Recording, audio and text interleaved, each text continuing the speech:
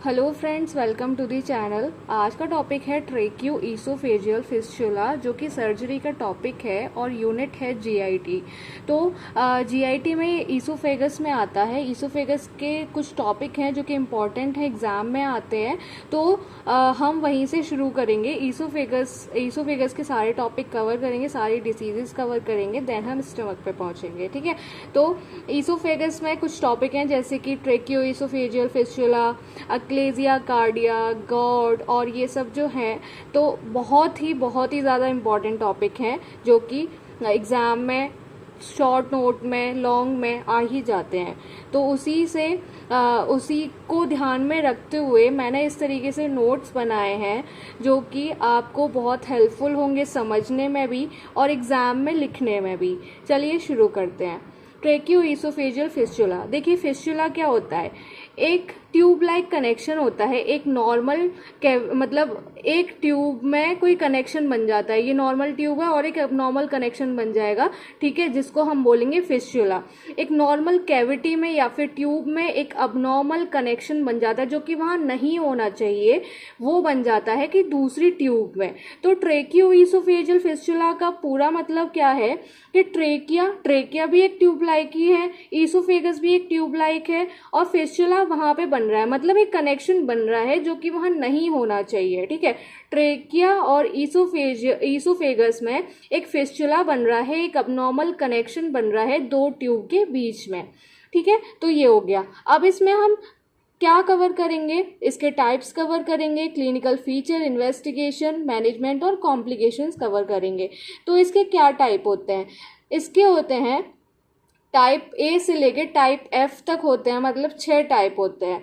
तो type A में क्या है कि अट्रेजिया क्या होता है? देखिए, अट्रेजिया होता है कि मतलब हम इसमें ये समझ सकते हैं कि हम इनकी नेमिंग कैसे करेंगे। 6 टाइप की हम नेमिंग कैसे करेंगे, ये जो नीचे दी गई है वो नेमिंग है। ठीक है, तो अट्रेजिया मतलब यहाँ से बिल्कुल क्लोज।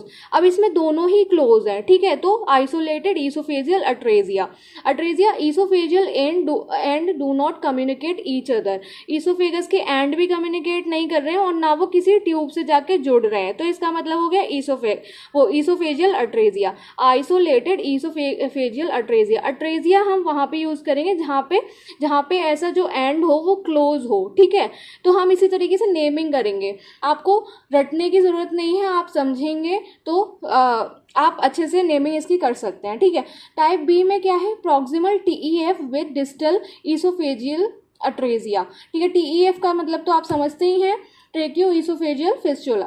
तो ट्रेक्यू ईसोफेजियल फिस्चुला का मतलब है कि वो कनेक्ट कर रहा है, कनेक्शन हो रहा है उसका वहां पे, तो हम उसके लिए यूज करेंगे ट्रेक्यू ईसोफेजियल फिस्चुला। और ई का मतलब है ईसोफेजियल अट्रेजिया। तो मैंने बोला था ईसोफेजियल अट्रेजिया हम वहीं यूज करेंगे जहां पे इसका एंड क्लोज हो और वो कहीं से कनेक्ट ना कर रहा हो। ठीक है, तो ट्रेकिया ये हो गया ट्रेकिया, ये हो गया ईसोफेगस। तो इसका जो प्रॉक्सिमल एंड है वो जाके ट्यूब से कनेक्ट कर रहा है, ट्रेकिया से कनेक्ट कर रहा है, तो जिसको हम बोलेंगे एक फिस्चुला ही तो क्रिएट कर रहा है, एक अबनॉर्मल कनेक्शन क्रिएट कर रहा है। ठीक है, तो प्रॉक्सिमल मतलब पास का और डिस्टल मतलब डिस्टेंस से आप इसको याद कर सकते हैं, डिस्टल। ठीक है, तो डिस्टली हम देखेंगे तो ईसोफेजियल अट्रेजिया है। ठीक है, तो हम अब इसकी नेमिंग कैसे कर रहे हैं? देखिए, प्रॉक्सिमल टीईएफ हम तभी यूज करेंगे जब वो कोई कनेक्शन बना रहा है किसी चीज से। ठीक है, तो उसने कनेक्शन बना लिया, प्रॉक्सिमल टीईएफ है ना। और अट्रेजिया हम तभी बोलेंगे जब वो कोई कनेक्शन नहीं बना रहा, तो डिस्टली ईए। ठीक है, ईसोफेजियल अट्रेजिया। तो हम इसमें देखते हैं प्रॉक्सिमल पार्ट ऑफ ईसोफेगस। जो प्रॉक्सिमल पार्ट है, ऊपर का पार्ट है, जो पास का एंड है, वो क्या कर रहा है? फिस्चुलस कनेक्शन बना रहा है, किसमें? कम्युनिकेशन बना रहा है, किससे? ट्रेकिया से। ठीक है, डिस्टल पार्ट जो है वो ब्लाइंड एंड है, वो किसी से कनेक्शन नहीं बना रहा है। ठीक है, अब हम टाइप सी पे आते हैं। टाइप सी में जो प्रॉक्सिमल एंड है वो ब्लाइंड एंड है, वो किसी से कनेक्शन नहीं बना रहा। अब ब्लाइंड एंड है मतलब वो किसी से कनेक्शन नहीं बना रहा, तो मतलब जो प्रॉक्सिमल एंड है वो उसको हम बोलेंगे ईसोफेजियल अट्रेजिया। डिस्टल एंड है वो कम्युनिकेट कर रहा है ट्रेकिया से। तो ये हो गया ट्रेकिया, ये हो गया ईसोफेगस। जैसे हम इसकी नेमिंग कैसे करेंगे, प्रॉक्सिमल ईसोफेजियल अट्रेजिया, जो कि ये किसी से कनेक्शन नहीं बना रहा, यहाँ पे ये डिस्टल ही था क्योंकि यहाँ पे किसी से कनेक्शन नहीं बना रहा था। अब विद डिस्टल ट्रेकियो ईसोफेजियल फिस्टुला, अब ये नीचे का जो एंड है, मतलब जो डिस्टल एंड है, वो ट्रेकिया से जाके कनेक्शन बना रहा है, अब नॉर्मल कनेक्शन, जो कि नहीं होना चाहिए। ठीक है, अब हम आते हैं टाइप डी पे। अब इसमें दोनों ही कनेक्शन बना रहे हैं। ठीक है, both and communicate with trachea. Oesophagus का प्रॉक्सिमल एंड भी कनेक्शन बना रहा है, डिस्टल एंड भी कनेक्शन बना रहा है, तो हम बोलेंगे प्रॉक्सिमल टीईएफ और डिस्टल टीईएफ, क्योंकि दोनों ही कनेक्शन बना रहे हैं। ऐसा नहीं है कि वो कनेक्शन नहीं बना रहा, अगर कनेक्शन नहीं बना रहा होता तो हम उसको अट्रेजिया बोलते। अब टाइप ई में क्या है, fistula between normal oesophagus and trachea. ठीक है, ये पूरा दोनों ही नॉर्मल थे। ठीक है, ये पूरा ईसोफेगस भी नॉर्मल है और ट्रेकिया भी नॉर्मल है, लेकिन इससे कनेक्शन बन गया है। तो इसमें क्या है, tracheo oesophageal fistula without oesophageal atresia. दोनों एंड ऐसा नहीं है कि अलग अलग हैं, ठीक है, दोनों ही कनेक्टेड हैं और एक अबनॉर्मल कनेक्शन भी बना रहे हैं। तो ये हो गया विदाउट ईसोफेजियल अट्रेजिया। इसको हम एच टाइप भी बोलते हैं क्योंकि इसकी शेप ही एच बन रही है। ठीक है, अब टाइप एफ में ईसोफेजियल स्टेनोसिस हो रही है। इसमें क्या है कि ये बिल्कुल नैरो एंड हो जा रहा है इसका, है ना। अब याद कैसे करना है, समझ में आ गया कि हम इसको नेमिंग कैसे करेंगे हर एक टाइप की। टाइप ए है तो हम इसको एक तो विदाउट कनेक्शन ही दिखा देंगे, कोई कनेक्शन नहीं है, और जिसका कोई कनेक्शन नहीं है उसको हम अट्रेजिया बोल रहे हैं। तो इसमें ईसोफेगस का कोई कनेक्शन नहीं है तो इसलिए हम बोल रहे हैं ईसोफेजियल अट्रेजिया। टाइप बी में क्या है, टाइप बी में अब एक हम ऊपर से कनेक्शन दिखा देंगे, एक हम नीचे से कनेक्शन दिखा देंगे, दो टाइप तो ऐसे ही हो गए। फिर एक में हम है ना दोनों कनेक्शन दिखा देंगे, एक में एक नॉर्मल ईसोफेगस और नॉर्मल ट्रेकिया बनाएंगे, उसमें दोनों में कनेक्शन दिखा देंगे, एक में तो स्टेनोसिस ही करा देंगे। जिसमें हम ऊपर से कनेक्शन दिखा रहे हैं, अब कनेक्शन दिखा रहे हैं तो वो फिस्टुला बन रहा है, और जिसमें कनेक्शन नहीं है वो अट्रेजिया है। तो proximal tracheo oesophageal fistula with distal oesophageal atresia, है ना। अब क्या है, इसमें ऊपर कनेक्शन नहीं है तो इसको अट्रेजिया दिखा देंगे, नीचे से कनेक्शन है तो इसको टीईएफ दिखा देंगे। प्रॉक्सिमल मतलब नीचे की तरफ या फिर पास का, और डिस्टल मतलब डिस्टेंस से आप याद रख सकते हैं, तो वो दूर का, है ना। तो ये दूर का जो ईसोफेगस है, नीचे जो लोअर एंड है वो इससे ट्रेकिया से कनेक्ट कर रहा है। अब इसमें दोनों ही कनेक्ट कर रहे हैं तो दोनों ईसोफेजियल अट्रेजिया फिस्टुला हो गए। ठीक है, ट्रेकियो ईसोफेजियल फिस्टुला, क्योंकि इसमें कोई ब्लाइंड एंड नहीं है। अब एच टाइप ये बनाएगा और ये स्टेनोसिस यहाँ पे इसमें इसकी नैरोइंग हो रही है। ठीक है, अब हम आते हैं क्लिनिकल फीचर पे। क्लिनिकल फीचर में हम यही है कि है ना, पेशेंट क्या शिकायत लेके आएगा। जो कि मेन इसका फीचर है वो है रीगर्जिटेशन, डायग्नोस्टिक फीचर है। रीगर्जिटेशन मतलब कि वो उसका मतलब एक ड्रूलिंग ऑफ सलाइवा, मतलब उसके मुंह से सलाइवा पास होता रहेगा। अब उसको फर्स्ट फीड भी कराएंगे जब न्यूबॉर्न बेबी को, तो वो जो फीड कर रहा है वो भी अपना मतलब बाहर निकाल देगा, और उसको हम बोलते हैं रीगर्जिटेशन। ये हम एक डायग्नोसिस बना सकते हैं एंटीनेटल चेकअप में, जिसको पॉलीहाइड्रोमनियोज है, मतलब जो एमनियोटिक फ्लूइड है वो नॉर्मल से बहुत ज़्यादा है। तो नॉर्मल से बहुत ज़्यादा तभी हो सकता है, एक कंडीशन ये भी होती है जब वो जो बेबी है जो मदर के अंदर है वो एमनियोटिक फ्लूइड स्वेलो नहीं कर रहा हो, तब ये पॉलीहाइड्रोमनियोज हो सकता है, एमनियोटिक फ्लूइड बढ़ सकता है। तो ये भी एक कंडीशन हो सकती है। ठीक है, अब न्यू बॉर्न में क्या है, excessive secretion in oral cavity, क्योंकि वो अंदर ही नहीं जा पाएगा क्योंकि अब नॉर्मल कनेक्शन बना हुआ है, तो एक ऑब्स्ट्रक्शन है वहाँ पे। ड्रूलिंग ऑफ सलाइवा बाहर निकलता रहेगा। वाइल इंसर्टिंग नेजोगैस्ट्रिक ट्यूब, जब हम है ना एक फीडिंग ट्यूब डालेंगे तो वो कॉइल हो जा रही है ईसोफेगस में, क्योंकि वो कनेक्शन बन रहा है, ऑब्स्ट्रक्शन बन रहा है, तो वो वहीं पे कॉइल हो जाएगी, ना वो नीचे जाएगी, और हो सकता है वो वहीं पे कॉइल हो जाए या फिर ऊपर आ जाए। ठीक है, रेस्पिरेटरी डिस्ट्रेस, अब जो बच्चा मतलब कुछ खा पी भी रहा होगा तो वो ट्रेकिया में उसके जाने के चांसेस हैं, तो जिसकी वजह से रेस्पिरेटरी डिस्ट्रेस हो सकता है, एस्पिरेट भी वो कर सकता है। अदर फीचर में वही है एस्पिरेशन, साइनोसिस और चोकिंग भी हो सकती है। डायग्नोसिस में हम उसको कैसे कंफर्म करेंगे, एक रबर कैथेटर डालेंगे, चाहे हम उसको फीडिंग ट्यूब बोलते हैं, तो वो अगर मोर देन 10 सेंटीमीटर से अंदर जा ही नहीं रही है, ठीक है, वो एक उसमें फिलामेंट होता है, अगर वो जा ही नहीं रही है तो हम उसको कंफर्म करते हैं डायग्नोसिस को, जैसे कि हमने यहाँ पे बोला कि वो कॉइल हो जा रही है, ठीक है।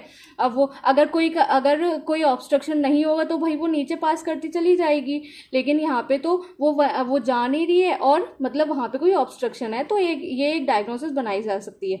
अब हम इसको कंफर्म कैसे करेंगे? कंट्रास्ट स्टडी से और एक एक्सरे से। कंट्रास्ट स्टडी मतलब डाई डाल के हम देखेंगे कि वहाँ पे ऑब्स्ट्रक्शन है या नहीं। हम एक ट्यूब को माउथ में डालेंगे और डाई को वहाँ पे इंजेक्ट करेंगे, ठीक है। अब अगर वो डाई ट्रेकिया में जा रही है और वो मतलब ईसोफेगस से नीचे नहीं जा रही है, तो क्या है कि फिस्चुला कंफर्म है, क्योंकि भाई ईसोफेगस में जानी चाहिए। अब कोई कनेक्शन है तो वो डाई जो है वो ट्रेकिया में चली जा रही है। अब डाई कौन सी यूज होती है? आयोहेक्सोल डाई या फिर डायनोसिल, है ना। अब एक्सरे में हम कैसे कंफर्म करेंगे? एक्सरे में गैस दिखेगी एब्डोमेन में, एयर बबल दिखेंगे, और जो कि ये कंफर्म करता है lower end of oesophagus has communication with trachea. जो लोअर एंड है ईसोफेगस का वो ट्रेकिया से कम्युनिकेट है। ये एयर बबल अगर हमें एब्डोमेन में दिखते हैं तो इससे हम डायग्नोसिस कंफर्म करेंगे। अब हम देखते हैं कि कंजेनाइटल एनोमली, बच्चों में क्या क्या कंजेनाइटल डिसीजेज हो सकती हैं जिसकी वजह से उनमें मतलब डिफेक्ट दिख सकते हैं। तो उनमें से एक आती है ट्रेकियोईसोफेजियल फिस्टुला।